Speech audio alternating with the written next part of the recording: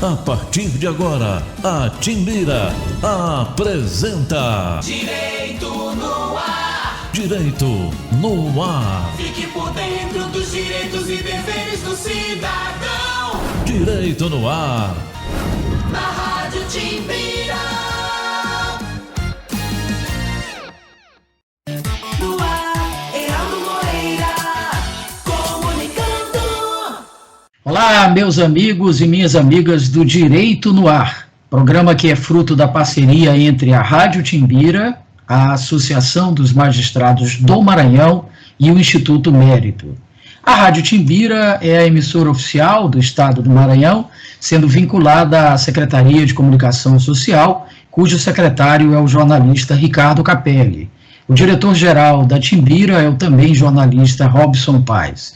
A Associação dos Magistrados do Maranhão é presidida pelo juiz Olímpice Barros e tem como diretora de comunicação a juíza Marcela Lobo. O Instituto Mérito divulga em seu perfil no Instagram eventos acadêmicos e humor jurídico. Os eventos servem para aqueles que precisam de certificados de atividades complementares para fins de graduação. Lembramos que o Direito no Ar é gravado e sempre tem em seu primeiro bloco entrevistados falando sobre um determinado tema de interesse dos nossos teleouvintes. Hoje iremos discutir o projeto Judiciário na Escola, com a juíza de direito Samira Riuli, que atua na Vara da Infância e Juventude e no Juizado da Violência Doméstica e Familiar contra a Mulher em São José de Ribamar. O projeto Judiciário na Escola é desenvolvido junto aos estudantes do ensino médio do município de São José de Ribamar e consiste em palestras abordando a questão da violência doméstica, o uso de drogas, dentre outros temas. Doutora Samira, muito bom dia, muito boa tarde, muito boa noite, porque como o programa é gravado e pode ser assistido em qualquer horário, a gente cumprimenta dessa forma. Doutora Samira, e esse projeto, Judiciário na Escola, o que seria exatamente? Então, pessoal, na verdade, o título do projeto é o Judiciário nas Escolas, com eles e com elas, por eles e por elas. Quando eu iniciei, no dia 19 de agosto, lá em São José de Ribamar, na verdade, essas duas competências que eu tenho da infância e juventude, nessa área só atuo no processamento e julgamento dos atos infracionais, né, onde há adolescentes em conflitos com a lei, e na área da violência doméstica e familiar contra a mulher. Então, assim, nosso dia a dia recebendo várias denúncias de mulheres vítimas mesmo de violência, chegando sempre pedido de medidas protetivas de urgência, e nessa área da infância e juventude, muitos adolescentes envolvidos nessa atos infracionais análogos a crime de roubo, tráfico de drogas, inclusive roubo com uso de revólver, né, isso é muito frequente, a realização de audiência com esses jovens, e esse projeto surgiu justamente assim, na verdade, eu já estou nessa unidade de São José de Ribamar desde 8 de julho do ano passado, 2020, a unidade foi instalada, e na mesma sessão do Tribunal do Júri, eu fui logo titularizada, e depois de arrumada a casa, que era uma unidade nova, chegando o processo das outras unidades, verificando o andamento processual, vendo a situação, a organização do que era para audiência, o que está pendente de julgamento, com a casa já arrumada, eu pensei, eu preciso realizar um projeto social, porque é uma competência, assim, as duas são competências complexas, né? E aí eu imaginei, assim, eu estava procurando algum tema, mas não me identificava com nenhum, assim, algum projeto que eu pudesse me envolver e desenvolver em São José de Ribamar. E aí, agora em julho, depois de completado na comarca, logo em agosto, quando eu retornei das férias, eu fiz uma audiência. Foi assim, uma situação assim, que a partir dessa audiência, gente, eu preciso logo começar um projeto que não tinha nem nome, na verdade. Uma audiência em que um adolescente de 16 anos de idade, que havia sido apreendido por roubo, né? Ato infracional análogo ao crime de roubo com uso de arma, 16 anos de idade. Durante a qualificação dele, eu perguntando os dados pessoais, quando eu perguntei até que série, ano ele tinha estudado, grau de escolaridade, ele falou, estudei até o 4º ano. Perguntei o que ele fazia da vida. Ele disse assim, tia, eu passo o dia nas quebradas com meus parceiros. Aí eu só vou para casa para dormir. Aí eu, no final das perguntas, eu perguntei se ela tinha algum tipo de vício com álcool, drogas. Ele disse, eu sou traficante desde os 12 anos de idade. Gente, que dali, assim, sabe, pesou, assim, muito na minha atividade como magistrada.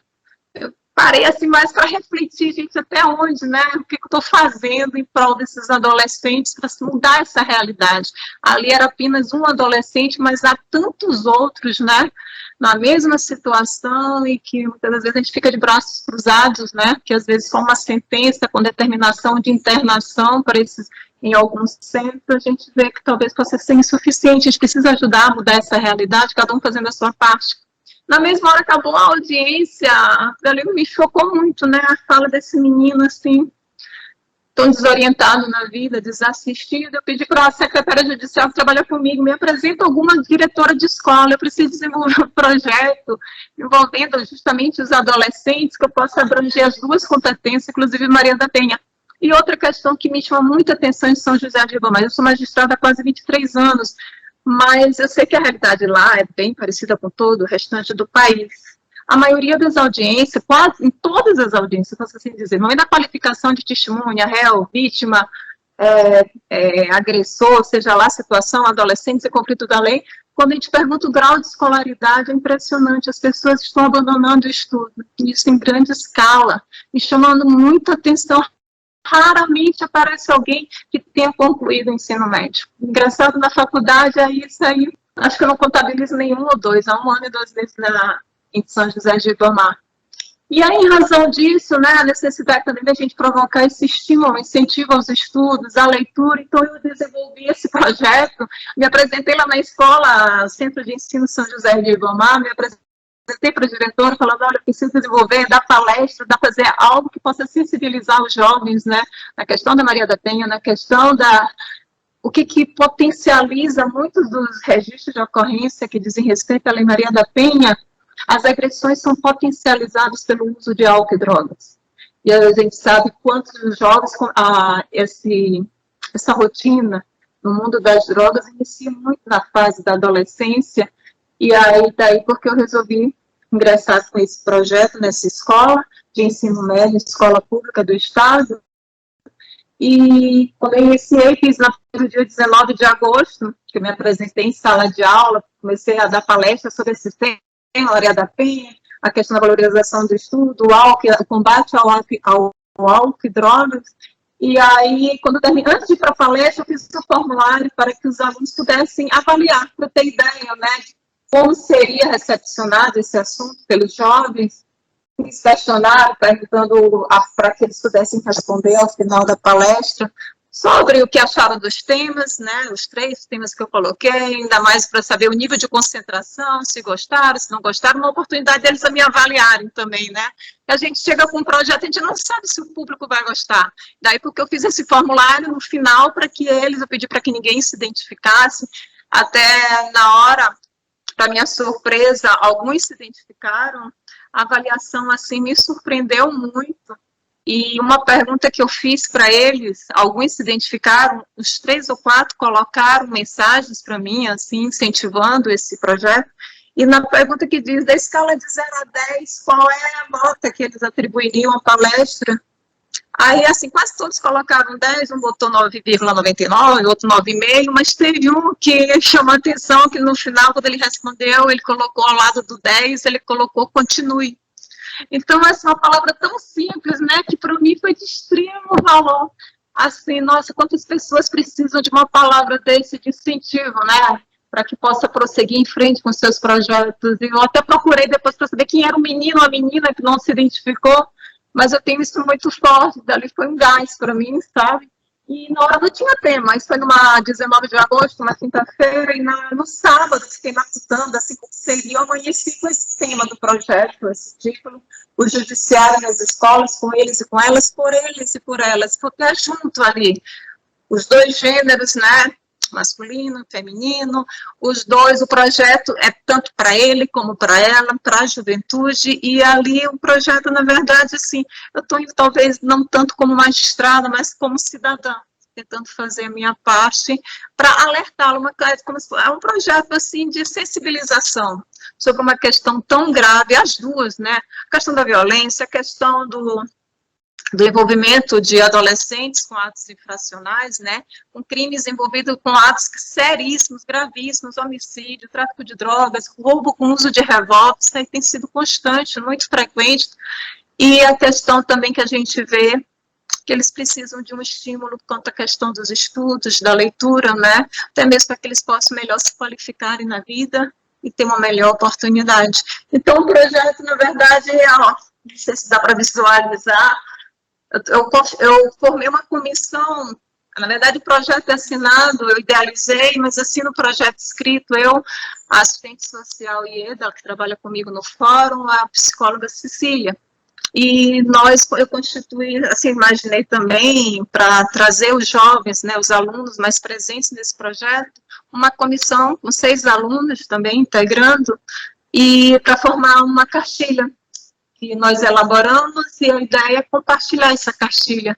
Apenas o meu blá blá blá em sala de aula, né? Eu comecei só dando palestra, depois eu me toquei, gente, isso aqui poderia virar uma cartilha, né?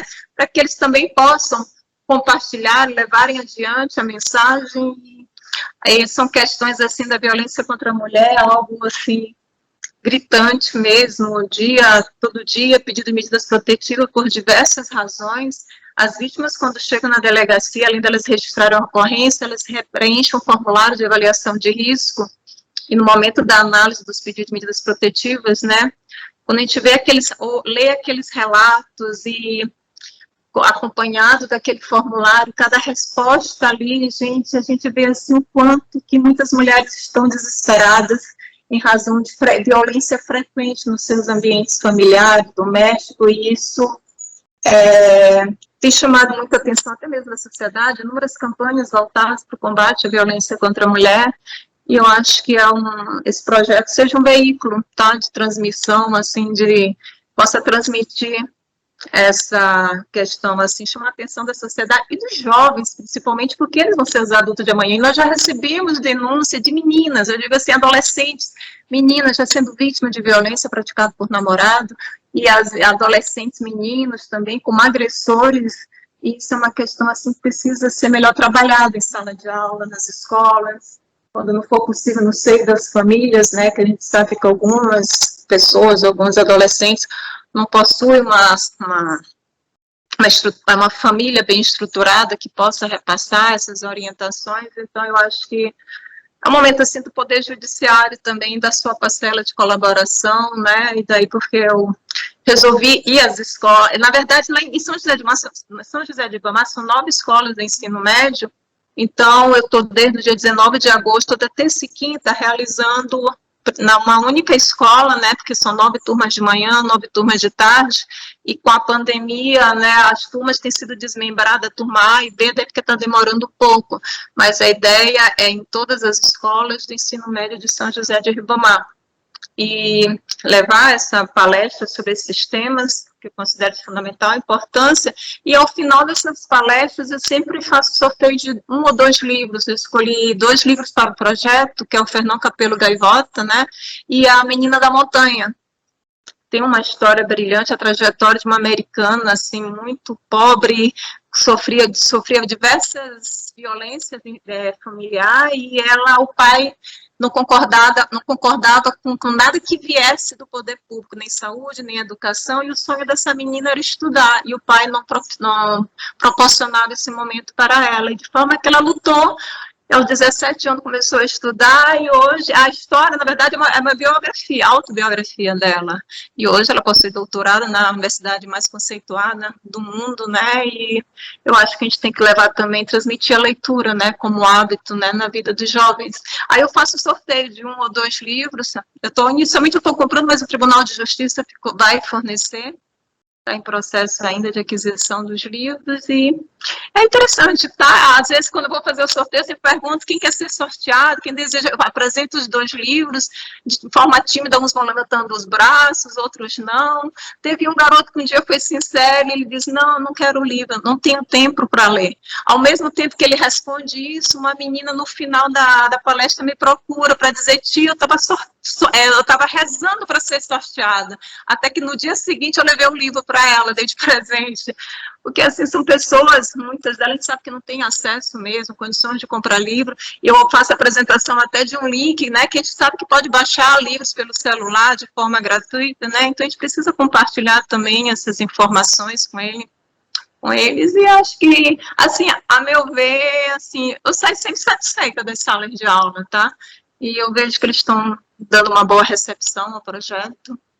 E é isso. Nossa, doutora Samira, que coisa mais emocionante o seu relato. E assim, eu diria que no fundo a sua vocação é ser professora. Eu diria mais, educadora, que é um passo além de ser professor, né? Porque para mim, professor é aquele que só transmite conhecimento. O educador, ele vai além disso, que é o que a senhora está fazendo por essas pessoas.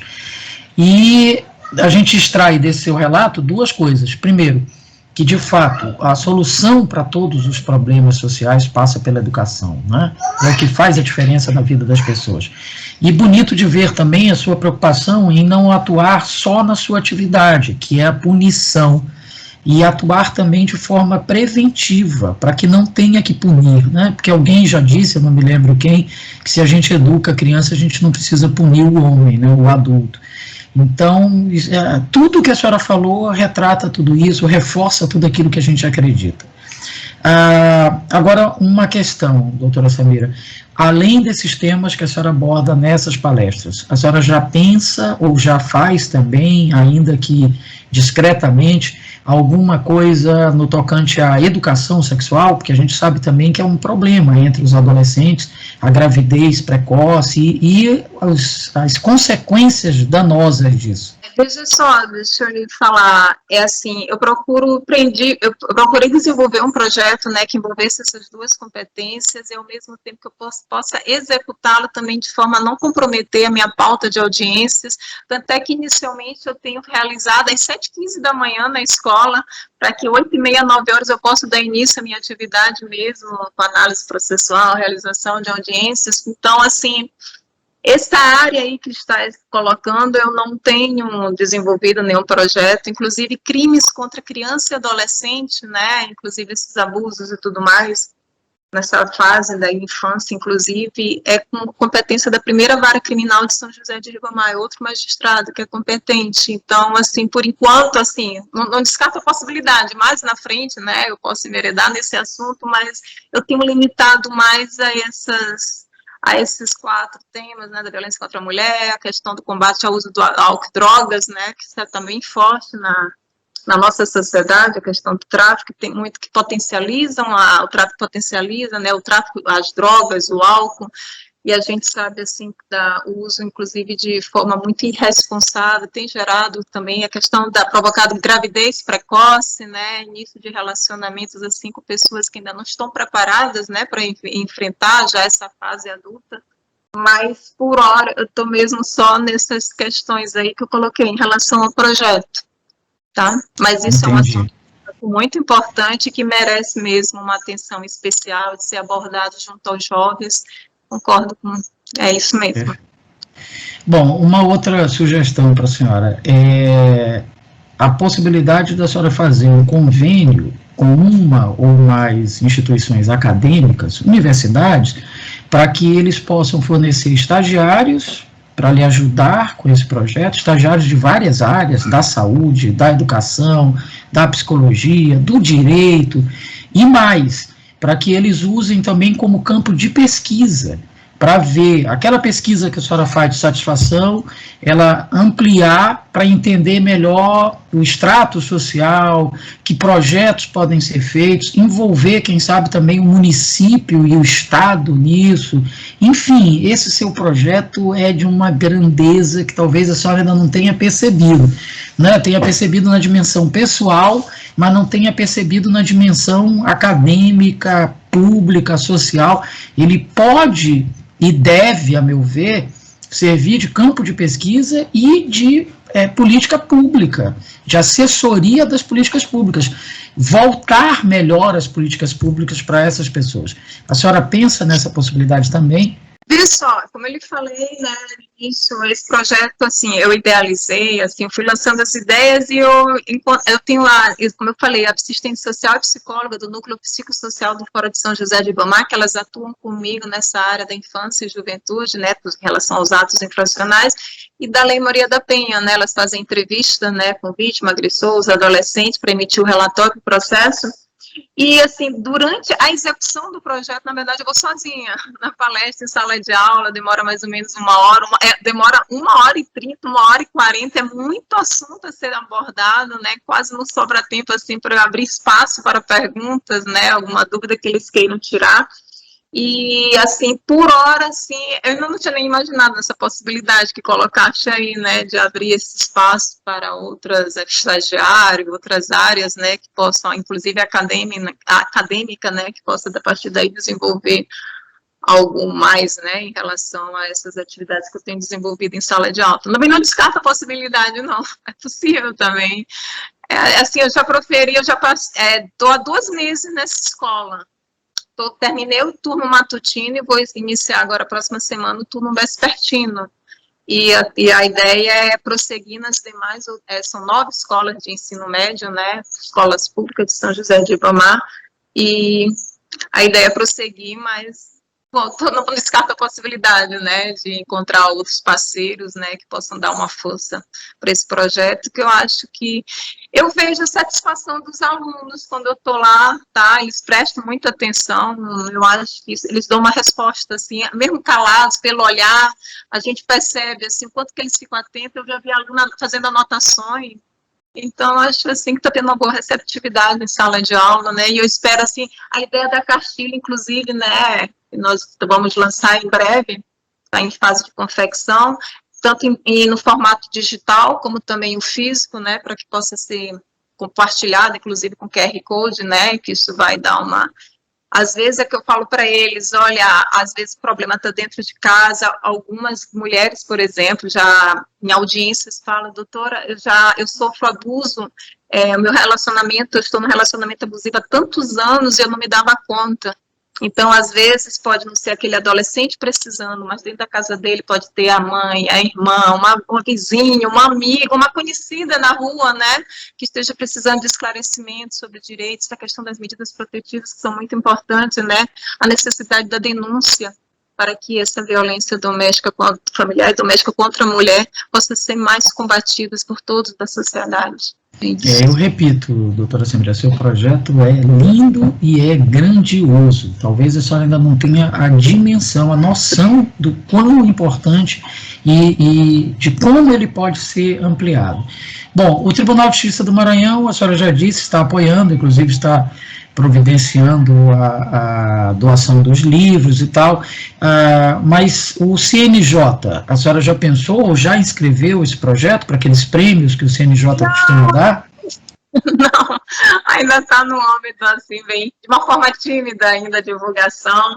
Inclusive, assim, só para noticiar, esse projeto, assim, conta com a parceria do Tribunal de Justiça, da Corregedoria Geral de Justiça, da Associação dos Magistrados, com a Secretaria de Estado da Educação também, e duas coordenadorias do Tribunal de Justiça, a Coordenadoria Estadual da Mulher em Situação de Violência, a Coordenadoria da Infância e Juventude, ambas do Tribunal de Justiça, e o Núcleo Socioambiental do Tribunal de Justiça também, nós temos eles todos como parceiros, dando apoio, e cada um tem a sua parcela, acaba que é um projeto que envolve mesmo todos esses setores.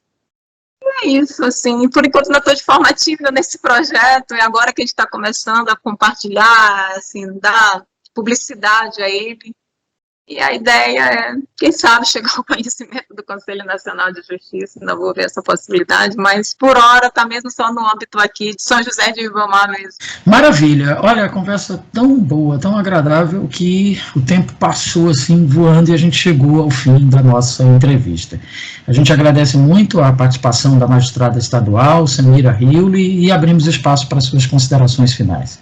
Então, gostaria de agradecer o espaço, né, que está sendo propiciado aí no programa, para que o Poder Judiciário possa mostrar um pouco das suas atividades que vão além do trabalho, análise processual, um trabalho social que nós temos desenvolvido, não apenas eu, Samira, em São José de Ribamar, muitos outros magistrados maranhenses também desenvolvem excelentes projetos, e esse programa também abre esse espaço, né, para mostrar um outro lado do Poder Judiciário, né, não só da análise processual, mas daquele também que se preocupa muito com as questões sociais, e que a gente está aqui, é aquilo que eu falo, às vezes eu me vejo mais como cidadã do que uma magistrada em sala de aula. É uma forma que a gente tem, assim, de fazer um alerta aos jovens, né, que são os adultos de amanhã, que já precisa ser trabalhado melhor, tanto no adolescente como na adolescente, os dois juntos em sala de aula, daí porque o projeto é com eles e com elas, por eles e por elas, né, e aí é isso, e me coloco à disposição para mais esclarecimentos em outra data, em um momento mais oportuno. Só tenho a agradecer mesmo. Nós que agradecemos. Faremos um rápido intervalo, mas logo estaremos de volta com o seu Direito no Ar. Continue conosco. Estamos apresentando Direito no Ar. Direito no Ar. Fique por dentro dos direitos e deveres do cidadão. Direito no Ar. Na Rádio Timbira.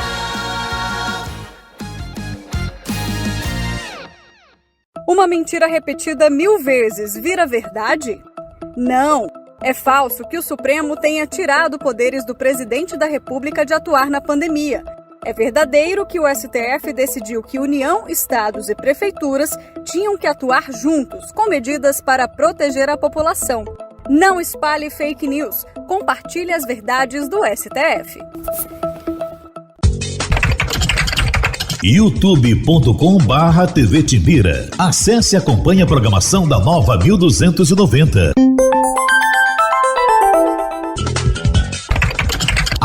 @Rádio Timbira no Facebook, Twitter e Instagram. É a Nova 1290 no seu computador ou smartphone.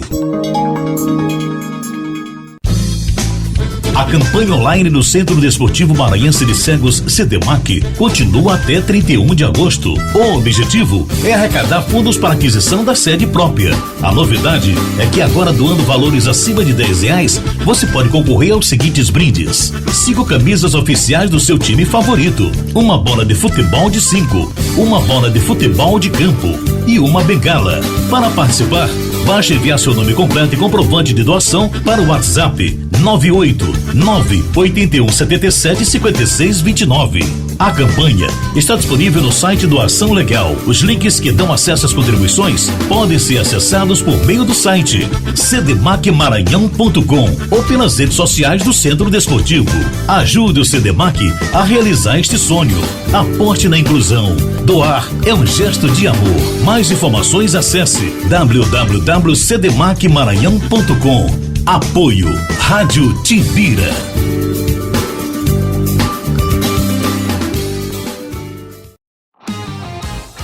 Estamos de volta. Direito no Ar. Direito no Ar. Fique por dentro dos direitos e deveres do cidadão. Direito no Ar. Na Rádio Timbira.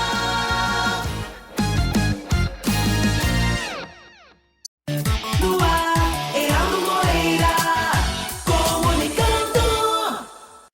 Estamos de volta aqui pela Rádio Timbira com o seu Direito no Ar, em parceria com a Associação dos Magistrados do Maranhão e o Instituto Mérito. Graças à política de cotas raciais adotada desde 2015, a participação de pessoas negras no judiciário vem crescendo. Em relação a servidores e servidoras e estudantes em estágio, o parâmetro de inclusão teria sido atingido em quase todos os ramos da justiça. Mas, na magistratura, a equidade ainda está distante. São 13,2% de magistrados negros e 12,3% de magistradas negras, segundo a pesquisa sobre negros e negras no Poder Judiciário, lançada em setembro. Os dados revelaram um tímido avanço, e se mantido o ritmo atual, ela só será atingida entre os anos de 2056 e 2059. Para debater esses resultados e apresentar propostas de soluções que se somam à atual política de cotas, a revista eletrônica Link CNJ recebe a juíza Flávia Martins de Carvalho, que é diretora de promoção da igualdade racial da Associação dos Magistrados do Brasil, e Lívia Santana Vaz, promotora de justiça no Ministério Público da Bahia. Vamos conferir. O Departamento de Pesquisas Judiciárias do CNJ analisou registros dos tribunais brasileiros desde 2015 e constatou: as juízas e juízes negros são 21% do total de magistrados no Brasil. Considerando-se apenas os substitutos, negros e negras são 18%. Entre os magistrados titulares, o número cai para 12%. E entre desembargadores ou desembargadoras, não chega a 9%. No caso dos funcionários da Justiça, negros e negras são 31%. E estudantes negros e negras representam quase 34% dos estagiários. A pesquisa foi feita para verificar o cumprimento ou não da resolução do CNJ, que reserva aos negros o mínimo de 20% das vagas em concursos do Poder Judiciário. Portanto, a meta foi cumprida, mas se considerarmos a quantidade de pessoas negras no total da população brasileira, o equilíbrio entre brancos e negros na magistratura só seria alcançado no ano de 2056, caso o ritmo atual de inclusão fosse mantido. O monitoramento dessa resolução nos fez perceber que a inclusão dessas pessoas no Poder Judiciário ainda não foi no ritmo que nós estávamos pensando. Então, é preciso reconsiderar qual é a vigência da Resolução 203, que estabelece 20% de cotas raciais, né, para nós negros, tanto no ingresso da magistratura quanto para cargos efetivos, né, no Poder Judiciário, para servidores, e aí é considerar qual é a perspectiva, então, qual é o horizonte em que nós vamos ocupar um número maior de cargos no Poder Judiciário. E o CNJ deu mais um passo nesse sentido. Assinou um acordo com a Fundação Zumbi dos Palmares para fazer uma pesquisa qualitativa sobre a participação de pessoas negras no Poder Judiciário. Essa pesquisa vai orientar o caminho daqui para frente. E a baixa participação de negros e negras é uma preocupação também no caso de advogados. Uma resolução da OAB Nacional determina que os negros devem ocupar 30% das vagas nas eleições para todos os conselhos seccionais e do federal. A Comissão da Igualdade da OAB afirma que o percentual precisa crescer ainda mais para a afirmação da população negra também entre advogados. Que a gente não chegue, por exemplo, nas mesas de audiência e que, efetivamente, o magistrado que vai conduzir aquela audiência não lhe confunda com a parte em razão da cor da sua pele, né? Ou que lhe dê menos atenção de que um colega, até que ele venha identificar que você é advogada, que nas catracas você tenha que exibir a sua carteira de OAB, enquanto o seu colega não negro passa de forma muito tranquila. Então, essas são demandas que, enquanto advogados e advogadas negras no sistema, teremos que dar conta, inclusive trabalhando junto a todas essas instituições, no sentido de banir totalmente. Eu penso que não, que a trajetória ainda é muito longa, mas pelo menos minimizar para que tenhamos um mínimo de segurança digna no exercício das nossas profissões. E vamos além, vamos avançar um pouco mais nesse assunto. Eu converso agora online com Flávia Martins de Carvalho, converso também com Lívia Santana Vaz. Muito obrigado às duas pela participação aqui no Link CNJ. Eu começo com uma pergunta para a doutora Flávia. Doutora, a gente viu na reportagem que houve um avanço. De 2013 para 2019, o número de magistrados quase dobrou, também de funcionários em outros escalões do sistema de justiça. Mas, como eu disse, ainda estamos longe do desejável. É essa também a avaliação da senhora? Sim, sem dúvida nenhuma. O resultado que nós temos hoje, no sentido de ampliação do número de pessoas pretas, negras, pretas e pardas, dentro do Poder Judiciário, é resultado de uma política pública que fomenta o ingresso dessas pessoas. Mas nós temos um histórico que ainda é de exclusão, então, sim, a minha percepção é nesse sentido, e nós temos ainda muito a fazer, porque, na verdade, o percentual de pessoas negras na magistratura ainda é muito baixo, e mesmo o percentual de equivalência que se busca, em torno de 22%, é muito distante ainda da quantidade de pessoas negras na nossa sociedade, que é de aproximadamente 56%.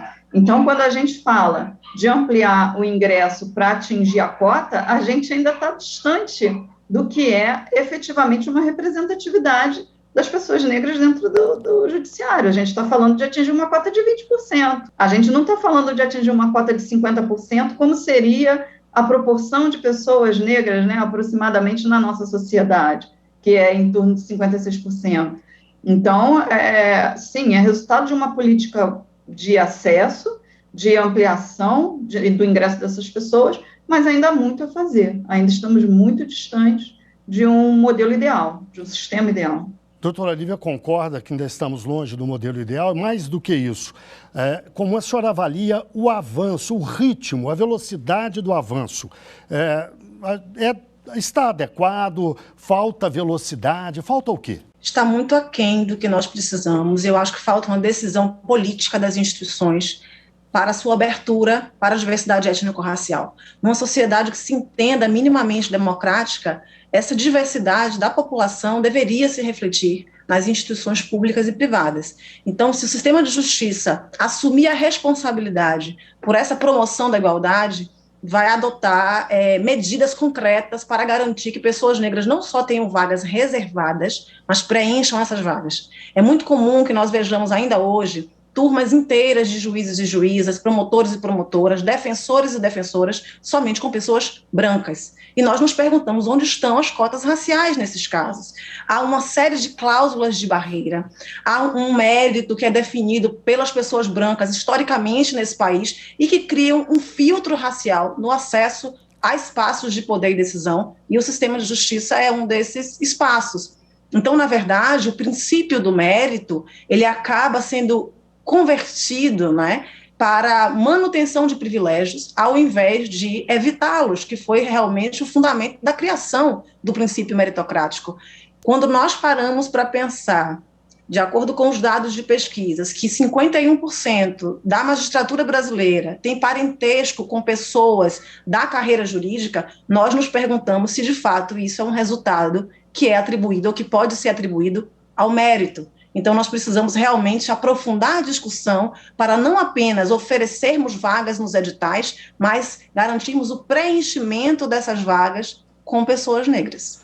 Doutora Flávia, os números mostram também que, para além da questão da participação, do percentual de negros e negras no sistema de justiça, está também a questão da progressão na carreira. Mesmo quando entram, os negros, até onde se percebe, demoram mais a progredir e atingir cargos de real importância. É essa a avaliação da senhora?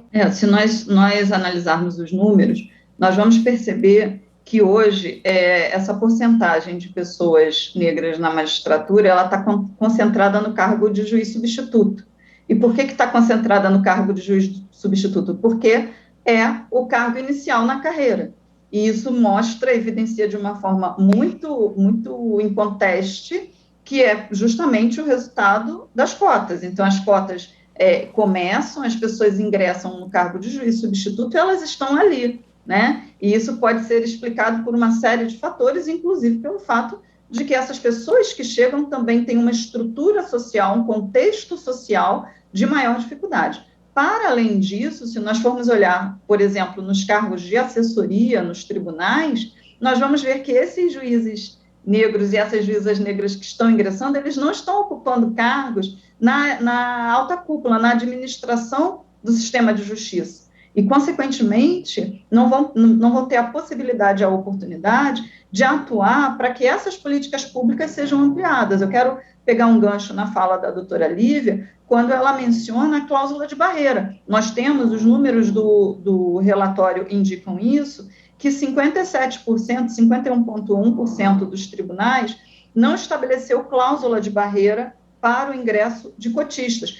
Vamos olhar o inverso, né? Significa que aproximadamente 30%, 40% dos tribunais colocaram alguma cláusula de barreira, em algum concurso, cláusula de barreira. Para quem não sabe o que é a cláusula de barreira, é um mecanismo que vai dificultar o acesso das pessoas negras ao cargo de magistrado, de magistrada dentro do judiciário. Então, como isso é algo para a gente pensar, a gente não está conseguindo atingir a cota de 20%, nossa expectativa de atingir a cota é para mais de 30 anos, e a gente ainda não conseguiu pensar que a cláusula de barreira não pode existir, porque ela é o que o nome diz, uma cláusula de barreira. Ela está colocando uma barreira a mais para aqueles que pretendem, para as pessoas negras ingressarem na magistratura, porque ela ainda existe.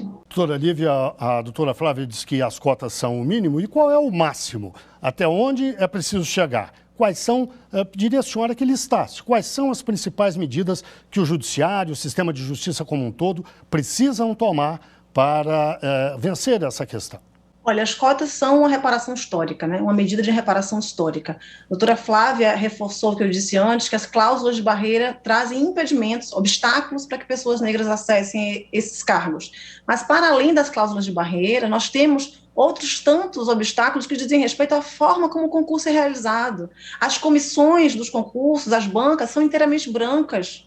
E muitas vezes brancas e masculinas, né? O conteúdo das provas são conteúdos que trazem também uma filtragem racial. A partir do momento em que você exige, por exemplo, na primeira etapa do concurso, das provas objetivas, uma competência de memorização quase que exclusiva. Quem são as pessoas que têm tempo ocioso para garantir essa competência de memorização, né? As provas de títulos também, quando nós analisamos quais são os títulos cobrados, pós-graduação, mestrado, doutorado, as pessoas negras nesse país tão racista, né, ainda não acessam esses espaços. Então é preciso que a gente reflita realmente o que é que faz com que uma pessoa branca, né, da elite brasileira seja mais importante num espaço como esse do que uma pessoa negra da periferia, da comunidade e advinda dos movimentos sociais. Então, é preciso realmente refletir outras medidas para além das cotas, mas primeiro, antes de tudo, garantir que as cotas alcancem o seu efeito, porque elas não estão alcançando o seu efeito.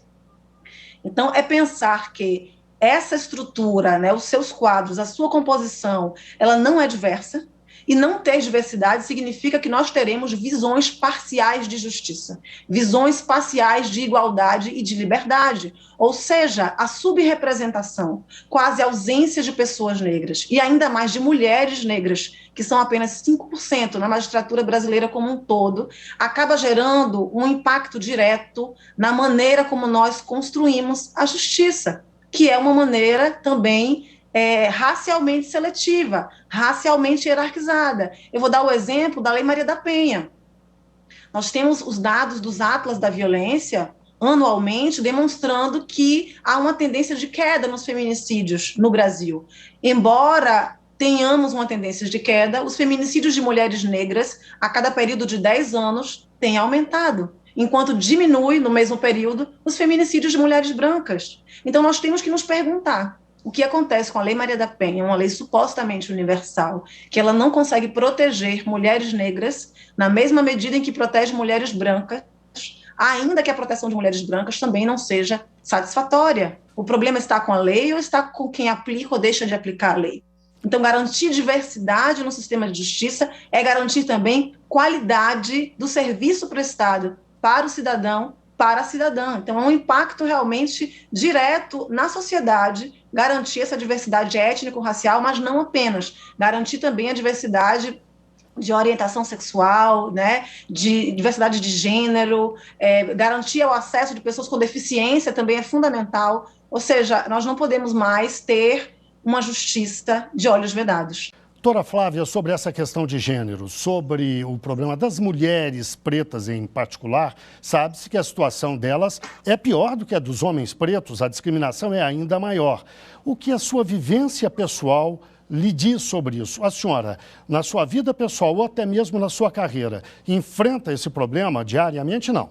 Nosso cotidiano é de tratar, de lidar com colegas predominantemente do sexo masculino, com advogados, com réus, com partes que são predominantemente homens. Então, é claro que a gente enfrenta isso porque nós somos olhadas de uma forma a nos desqualificar. E eu não tenho dúvidas de que a doutora Lívia também, muitas vezes, teve que se colocar de maneira muito firme para ser respeitada pelo seu cargo, pelo cargo que exerce, porque, pelo fato de ser uma mulher negra, esses dois marcadores de gênero e raça acabaram fazendo com que as pessoas tentassem desrespeitá-la, porque eu tenho certeza que jamais conseguiram, porque nós não permitimos, mas há tentativas nesse sentido, e nós temos que estar cotidianamente nesse enfrentamento,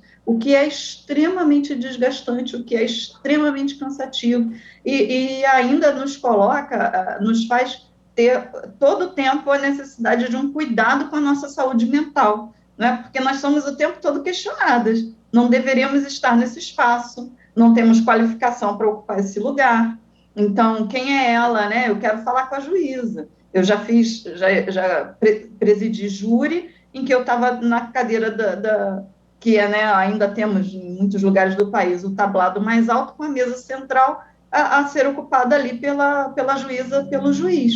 Eu estava ocupando aquele lugar e, mesmo assim, o advogado entrou e perguntou quem era o juiz que ia presidir a audiência. Ele não me reconheceu, com todo o rito que envolve a audiência. É exatamente isso. Eu tenho 16 anos de carreira no Ministério Público do Estado da Bahia e até hoje eu sou indagada, né? Cadê a promotora de justiça? Mas é você que vai me atender porque eu vim aqui para falar com a promotora de justiça, né? Isso é muito comum, né? Esse não reconhecimento, esse estranhamento de um corpo negro feminino ocupando um espaço de poder.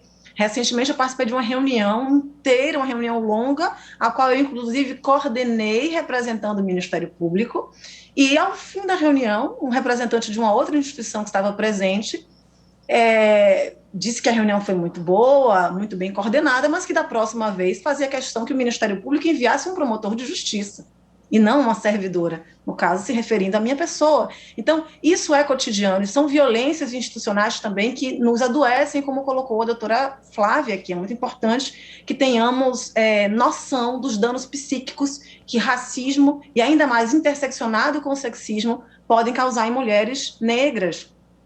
Daí nós temos que refletir de maneira muito coletiva também de quais são as medidas que esse sistema de justiça precisa adotar para mudar de postura. Nós, mulheres negras, acabamos nos sentindo num desencaixe na instituição. Somos forasteiras de dentro, porque nós temos um sistema de justiça branco, masculino, heterossexual e cristão. Esse é o perfil do sistema de justiça. E, de outro lado, nós nos sentimos também estranhas do lado de fora, porque do lado de fora continuamos testemunhando o sofrimento, as dores, o genocídio do povo negro, o encarceramento em massa, né? A seletividade racial do sistema penal, a falta de acesso aos direitos fundamentais para a população negra. E nos sentimos de dentro impotentes em relação às resoluções desse problema de fora, já que somos tão poucas nesse espaço. Então, eu tenho dito que é preciso o sistema de justiça passar a atuar de maneira empática, não apenas pensando numa alteridade, né, mas numa empatia, numa possibilidade de se colocar no lugar de outras pessoas, das pessoas que serão julgadas, de julgar conforme a lei do pertencimento. Juízes e juízas fazem parte dessa sociedade, não devem julgar de cima, né, com olhos vendados, de forma alguma. Nós precisamos efetivamente desvendar esses olhos, enegrecer esses espaços para torná-los democráticos, para torná-los minimamente democráticos. E é por isso que eu tenho afirmado que não somos nós, mulheres negras, que precisamos do sistema de justiça, porque esse sistema, historicamente, nunca nos apoiou, nunca garantiu nossos direitos, é o contrário. É esse sistema de justiça que precisa das mulheres negras para garantir um olhar para a diversidade, para garantir efetivamente uma justiça pluriversal que enxergue todas as pessoas como seres humanos, que não tenha uma escala de humanidade na qual pessoas negras são não seres, não humanas, né? É uma negação dessa essência de ser humano às pessoas negras e que é ratificada, corroborada, aliás, só é possível a partir também do sistema de justiça, a partir também dessa aplicação brancocêntrica e androcêntrica do direito. Bem, chegamos ao fim da nossa entrevista de hoje. Eu agradeço muitíssimo a participação da doutora Lívia Santana Vaz, promotora de justiça no Ministério Público da Bahia e coordenadora do Grupo de Enfrentamento ao Racismo e Respeito à Diversidade Étnico e Racial do Conselho Nacional do Ministério Público. Agradeço também a participação da doutora Flávia Martins de Carvalho, juíza do Tribunal de Justiça de São Paulo e diretora da Promoção da Igualdade Racial da AMB, a Associação dos Magistrados do Brasil. E a gente destaca que, caso você queira participar do nosso programa, apesar dele ser gravado, você pode fazê-lo com suas críticas, dúvidas ou sugestões pelo nosso e-mail amaimprensa@gmail.com. AMA, imprensa, tudo junto, amaimprensa, gmail.com. Voltaremos semana que vem com o seu Direito no Ar, um programa da Rádio Timbira, Associação dos Magistrados do Maranhão e Instituto Mérito. Até lá e muito grato por sua audiência. Você acabou de acompanhar mais uma atração da Timbira AM. Direito no Ar. A primeira do Maranhão. Timbira.